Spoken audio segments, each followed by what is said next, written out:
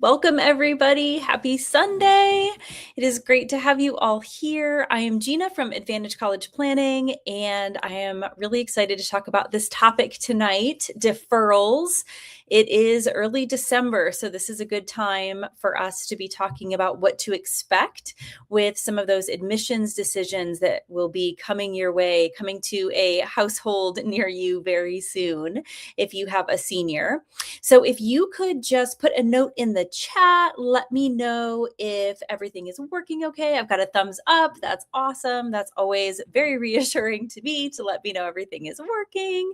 So feel free to use the chat feature. There will be time for questions and answers at the end.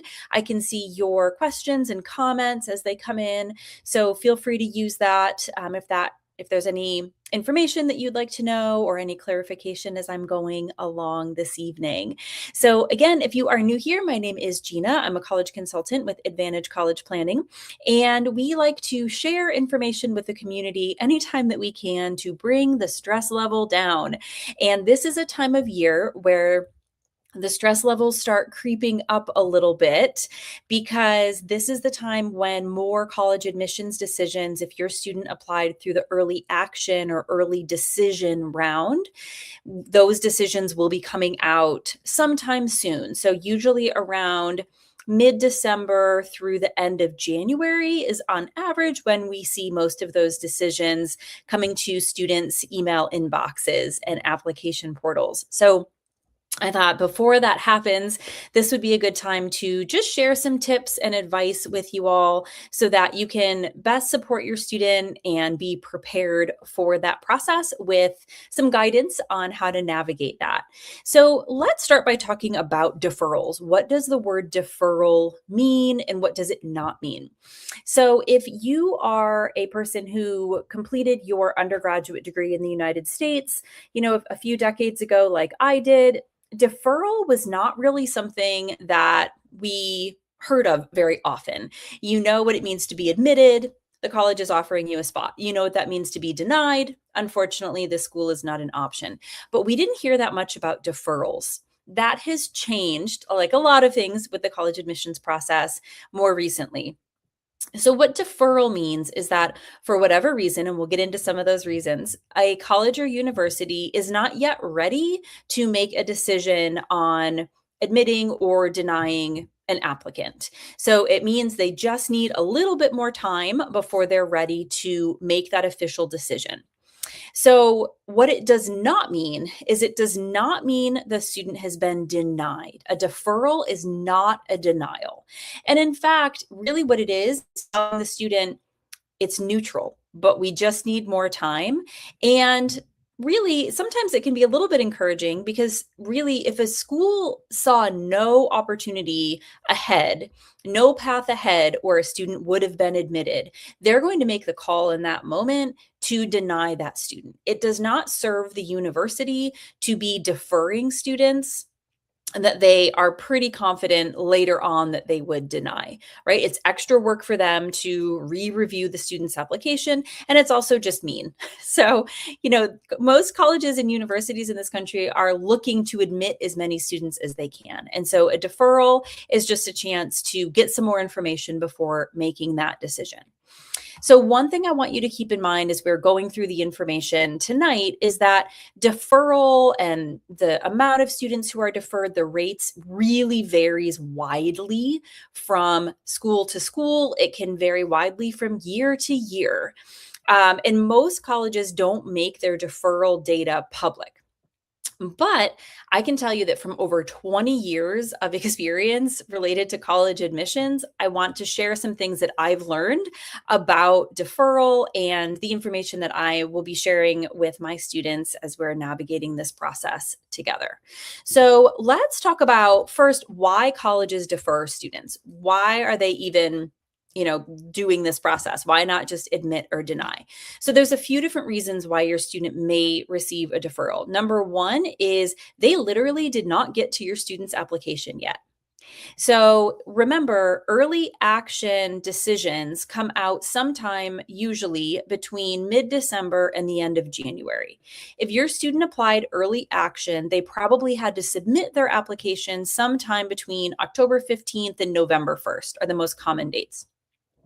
So that's not really a lot of time when you're thinking about the sheer volume of applications that many of these colleges and larger universities are receiving now from students, right? Every year, we're seeing the data that universities are receiving tens of thousands of increased applications year over year. And we know that they're not hiring larger staff to necessarily to combat or at the same, percentage to combat all of those extra applications that they need to read. But the majority of schools in the US do still use a holistic application review, which means they're looking at every part of your student's application, including those essays and letters of recommendation and activity lists. Those are things that it honestly takes time to be able to go through and do that process justice. And so there are definitely some universities that read as many applications as they can, or maybe they prioritize applications from in-state students or certain programs, and the rest, they just defer to regular decision so they have more time to get to them. So a deferral could just mean that.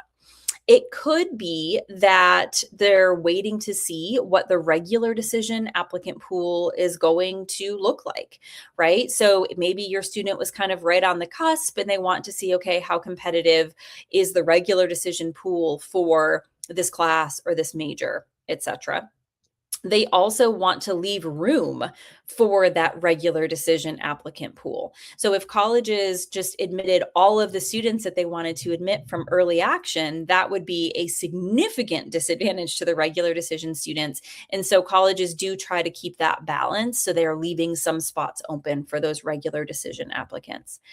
The last reason that I'm seeing more and more come to light is what we would call yield protection.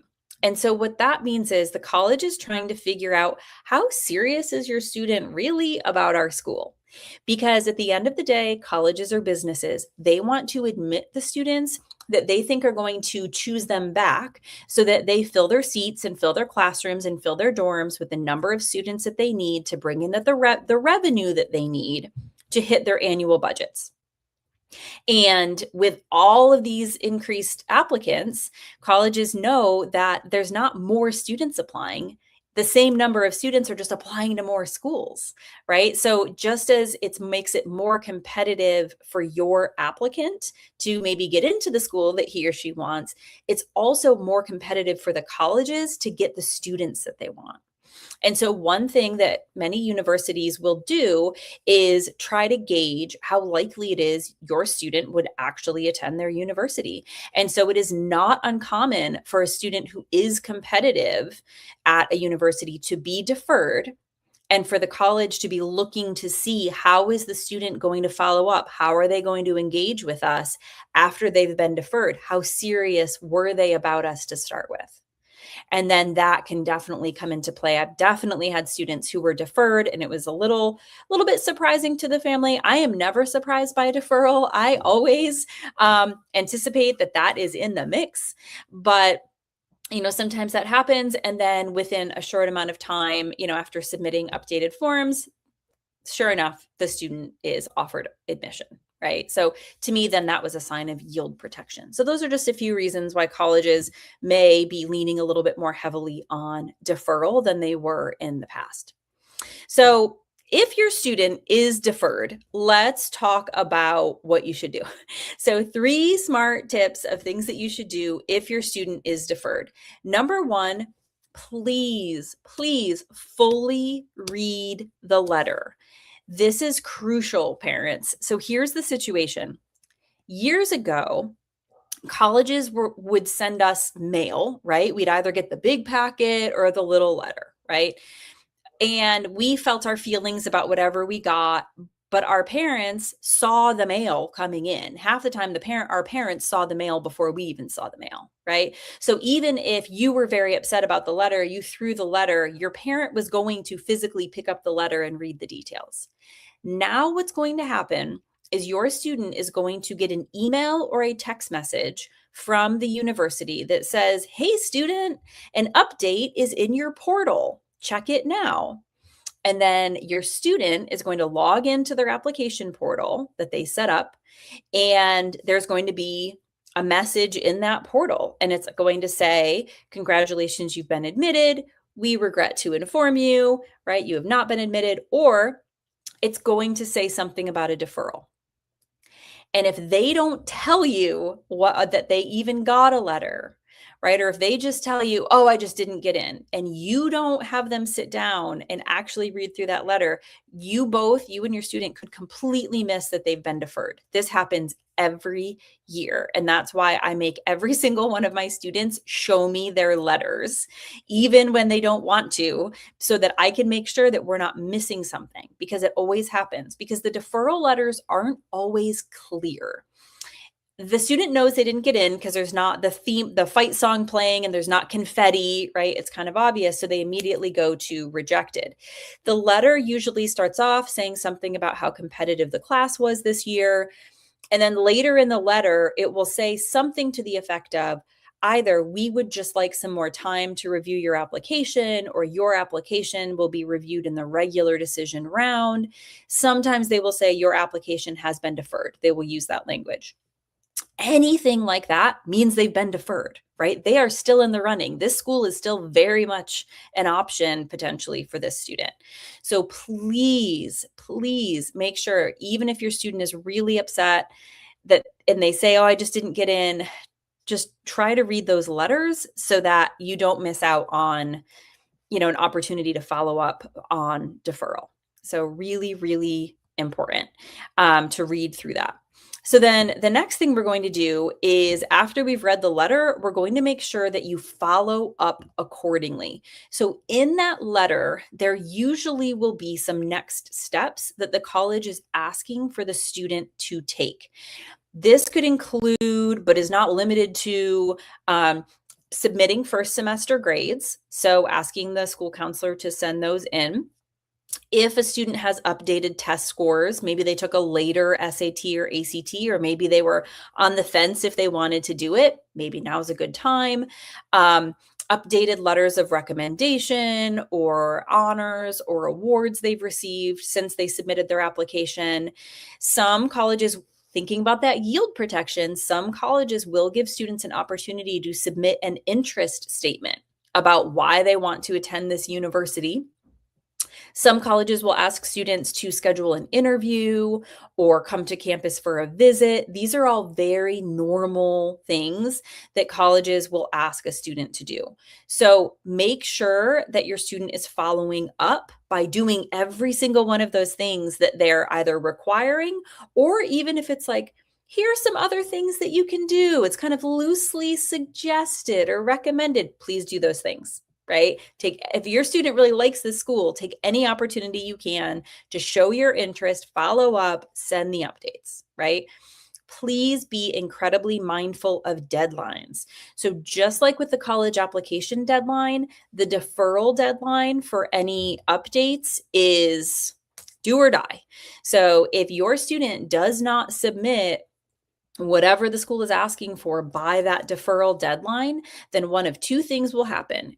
Number one, your student will just be automatically disqualified, essentially. The school will just assume that your student is no longer interested in being reviewed for admission, and they will withdraw the application, and your student will never receive a decision. Or your student will be denied admission because the school said, we need some more information, and your student didn't send what they said they needed, so your student is denied, right? Both are not great. So please make sure that you're doing whatever it is that they're asking, and make sure that you're doing it by the deadline that the college gives you. Super important. Okay, smart move number 3, reevaluate that college list. Sometimes a deferral is, so again, I am not surprised by deferrals typically. I tell my students to expect them. But sometimes a deferral can be a little canary in the coal mine, right? It can be a little hint of what's to come with the rest of your college list. So at Advantage College Planning, we work really hard with our students and our families to make sure that the students have very well balanced college lists, right? We've got some high chance of admission, we've got some low chance of admission, we've got some medium chance of admission schools. But if this deferral came as a huge shock, if this was supposed to be one of your high chance of admission schools and you're deferred, that is potentially a signal that we need to go back to that college list and do a little bit of recalibrating, maybe apply to some additional high chance of admission schools that have higher admit rates where your student is at the high end of the applicant pool, right? That your student would still be happy to attend, so that, and for the regular decision round, so that in the spring of their senior year, they're going to have some really attractive options to choose from, right? We want to make sure that they have some options. Okay. Here are some things that I would recommend that we don't do. What not to do in really big letters, because it's really important. Number one, don't be surprised, right? It's okay if your student gets deferred. Prepare yourself for a deferral. If you prepare yourself for the deferral, then it won't be as big of a deal, right? And then you'll just be happily surprised if they're admitted. I would prepare for a deferral. Number two, don't ignore the letter. And I tell this more to students than anything else, because sometimes, again, they'll see the letter and then they just put their head in the sand and they don't want to talk about it and they don't want to deal with it. But if you ignore it, then you're missing out on opportunities. Don't spiral. Feel your feelings, mom and dad and student, but don't spiral. Okay. This is not a disaster. This does not mean that they're never going to go to college. This is a very normal step and very common in the process, but it's just a piece of information that we can use to make smart steps forward. Two other don'ts. One, don't send in extra information that the college isn't asking for. So, students all the time are like, wow, they asked for my first semester grades, but I think I'm also going to send an additional letter of recommendation. And, I'm going to send a whole new essay about why I want to attend that school. Don't do that. If they're asking for your grades, send your grades, but we don't need to be sending in extra materials. The second don't send in materials that they explicitly tell you not to do just because you think, well, it can't hurt. Maybe they'll see it and they'll, make a better decision about the student. No, it actually can hurt, because you are literally doing what the college told you not to do. You are blatantly not following directions. And so in that situation, best case scenario, they just won't look at it. It's a waste of everybody's time. Worst case scenario, that will reflect poorly on the student. Again, they're not following directions, and that could result in an admissions decision that you wouldn't be happy with, right? So do what they're asking you to do. Don't do, a lot of extra things, and also just kind of don't panic. Recalibrate the list, but don't panic. Okay. So here's the bottom line. The bottom line is that deferrals are a really common part of the application process now. All of my students have been coached to expect them. They still are surprised, because they're kids and they assume everything's going to work out. And I do think things work out well in the end in the way that it's usually supposed to. But along the way, I am not surprised by deferrals. So please don't be too surprised. The key thing is just take it as a piece of information and adjust the list accordingly, so that at the end of the day, your student has really attractive options to choose from in the spring of their senior year. No matter what happens, they're going to end up in a really good place. So I am going to open it up for questions and answers. If anybody has any questions, you can go ahead and use that chat feature. I will be back on January 11th, and we will be talking about red flags that colleges notice in applications. So this would be a really great session if you have a younger student, juniors. This would be probably most relevant for families with juniors, but anybody can benefit, just so that kind of, again, what not to do in the college application process that could reflect poorly on your student. So that is that. Awesome. Well, I hope that you all have a wonderful evening. Have a wonderful holiday season. Best of luck to all of you navigating this process. You all are wonderful. Your students are wonderful. They're going to be great. They're going to be okay. Just support them through the process. Stay positive. Follow up on the action steps, and we've got this. All right. Well, have a great night, and we'll see you in January. Bye.